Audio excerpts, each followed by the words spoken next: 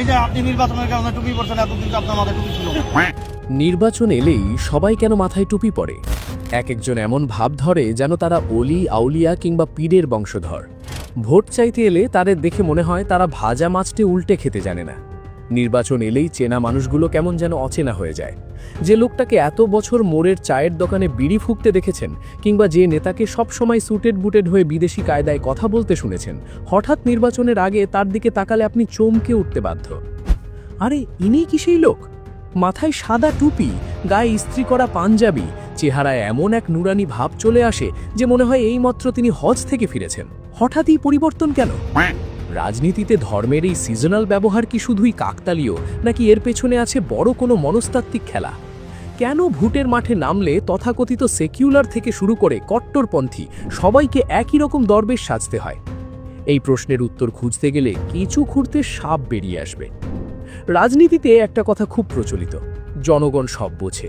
কিন্তু রাজনীতিবিদরা প্রায়ই মনে করেন জনগণ আসলে কিছুই বোঝে না, অথবা তাদের স্মৃতিশক্তি গোল্ডফিশের মতো। না হলে নির্বাচনের ঠিক আগ মুহূর্তে এমন ভোল পাল্টানো কিভাবে সম্ভব? বিষয়টা অনেকটা নাটকের মেকআপ রুমের মতো। সিন বদলাচ্ছে, তাই কস্টিউমও বদলাতে হবে। এতদিন যারা ধর্মের ধারের কাছেও ছিলেন না, মসজিদ কোন দিকে সেটা আমল দিয়ে দেখিয়ে দিতে হতো, হঠাৎ দেখা যায় তারা জুমার নামাজের সময় সবার আগে কাতার দখল করে বসে আছেন। শুধু তাই নয়, নামাজের পর মুসল্লিদের সাথে কোলাকুলি করার জন্য তাদের যে ব্যাকুলতা, তা দেখলে মনে হয় যেন ঈদের চাঁদ উঠেছে। আচ্ছা, এই টুপি কি কোনো সাধারণ কাপড়? একদমই না। নির্বাচনের বাজারে এই টুপির ওজন অনেক।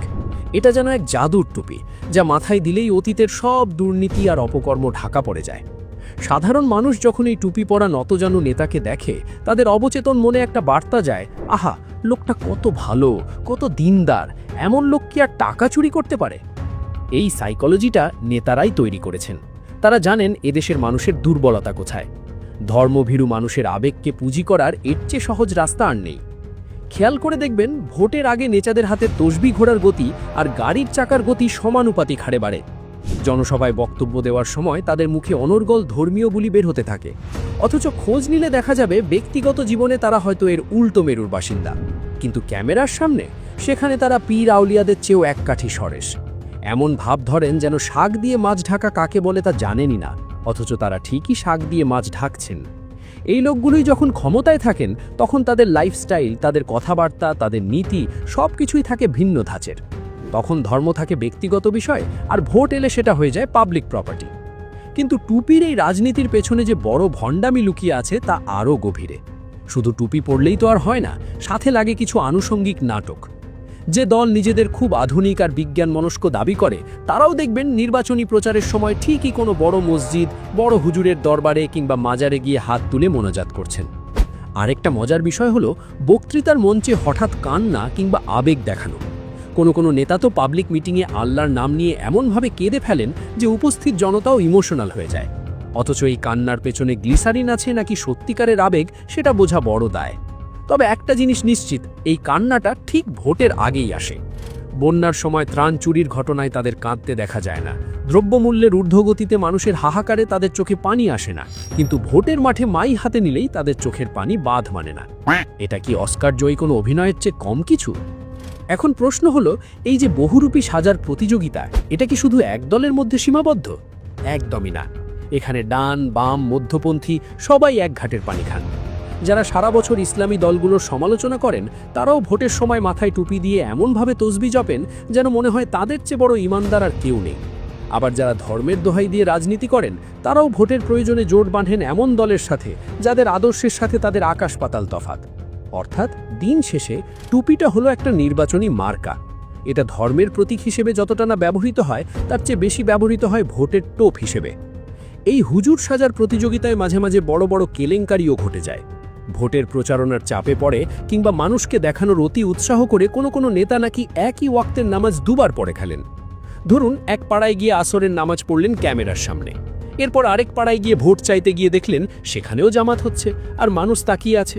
ব্যাস, তিনি ভুলে গেলেন যে একটু আগেই নামাজ পড়েছেন, আবার দাঁড়িয়ে গেলেন, কারণ তার কাছে নামাজটা ইবাদত নয়, ওটা ক্যাম্পেনের অংশ।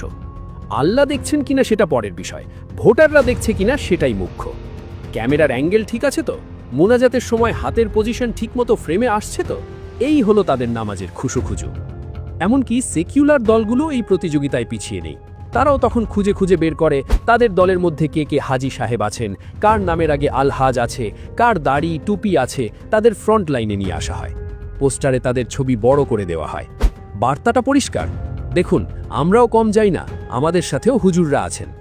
অর্থাৎ ধর্মকে তারা ব্যবহার করছেন একটা ঢাল হিসেবে, আবার একই সাথে তলোয়ার হিসেবেও। এই যে নেতারা টুপি পরেন, তারা কি জানেন এই টুপির মর্যাদা কতটুকু? নির্বাচনের আগে ওয়াজ মাহফিলগুলোতে নেতাদের আনাগোনা বেড়ে যায় জ্যামিতি খাড়ে। যে নেতা সারা বছর পার্টি নিয়ে ব্যস্ত থাকেন, তিনিও তখন মাহফিলের স্টেজে উঠে বক্তার পাশে বসে গম্ভীর মুখে মাথা নাড়াতে থাকেন। মাঝে মাঝে বক্তার কানের কাছে ফিসফিস করে কিছু বলেন, হয়তো বোঝাতে চান, হুজুর আমার কথাটা একটু বলবেন কিন্তু। আর বক্তা যদি সুযোগ সন্ধানী হন, তিনিও তখন নেতার শানে এমন সব বয়ান শুরু করেন যা শুনলে মনে হয় এই নেতাই আগামী দিনের ত্রাণকর্তা। অথচ যখন মাহফিল শেষ, ভোট শেষ, তখন সেই নেতার আর দেখা নেই। এই দ্বিমুখী আচরণ কি পাবলিক বোঝে না? অবশ্যই বোঝে। চায়ের কাপে ঝড় ওঠে, ফেসবুকে ট্রল হয়, মিমস বানানো হয়, মানুষ হাসাহাসি করে।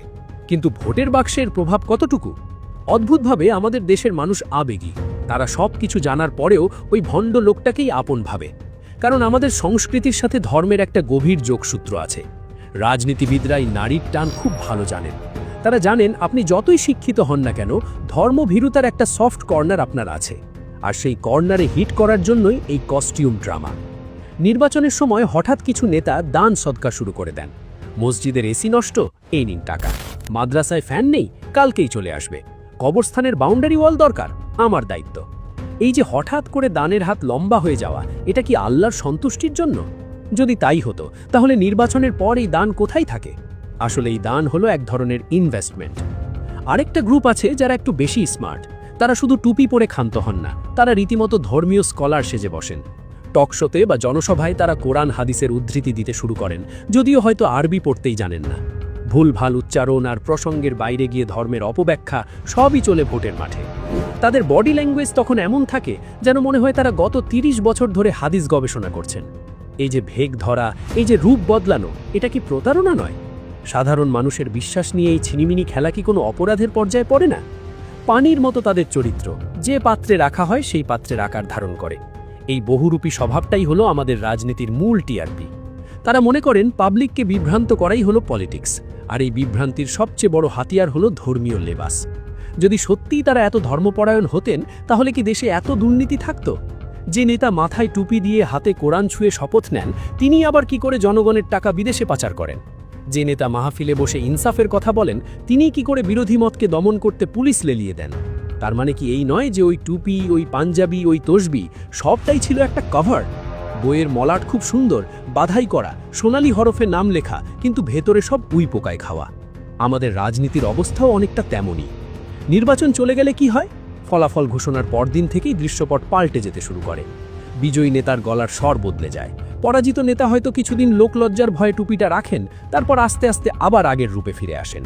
আর জনগণ, তারা আবার সেই চায়ের দোকানে বসে আলোচনা করেন, লোকটা তো ভালোই অভিনয় করেছিল। আসলে দোষ কি শুধু নেতাদের? আমরা যারা ভোটার, তাদের কি কোনো দায় নেই? আমরাই তো তাদের এই ভণ্ডামিকে প্রশ্রয় দিই। আমরাই তো টুপি দেখলে গলে যাই, দাড়ি দেখলে ভক্তিতে গদগদ হয়ে যাই। আমরা যদি তাদের কাজের বিচার করতাম, তাদের সততার বিচার করতাম, তাদের পোশাকের বিচার না করে, তাহলে কি তারা এই সাহস পেত? আমরা যতদিন আবেগে ভাসব, ততদিন তারা এই টুপির ব্যবসা চালিয়ে যাবে। শেষ করার আগে একটা কথা না বললেই নয়, ধর্ম পবিত্র জিনিস। টুপি, দাড়ি, তসবি এগুলো মুমিনের ভূষণ। এগুলো নিয়ে ব্যঙ্গ করা বা এগুলোকে রাজনৈতিক হাতিয়ার হিসেবে ব্যবহার করা দুটোই সমান নিন্দনীয়। যারা সত্যিকারের ধার্মিক, তারা কখনো ধর্মকে বিক্রি করে না। তারা লোক দেখানোর জন্য ইবাদত করে না। কিন্তু আমাদের রাজনীতির মাঠে যারা এই কাজটা করেন, তারা আসলে ধর্মেরও শত্রু, রাজনীতিরও আগাছা। সুতরাং সাধু সাবধান। টুপি দেখলেই যেমন হুজুর ভাবার কোনো যুক্তি নেই, তেমনি ভোটের আগে নেতার কান্না দেখলেও তাকে দরবেশ ভাবার কোনো যুক্তি নেই। সিজনাল ফল হলেই যেমন স্বাদে গন্ধে শ্রেষ্ঠ হয় না, তেমনি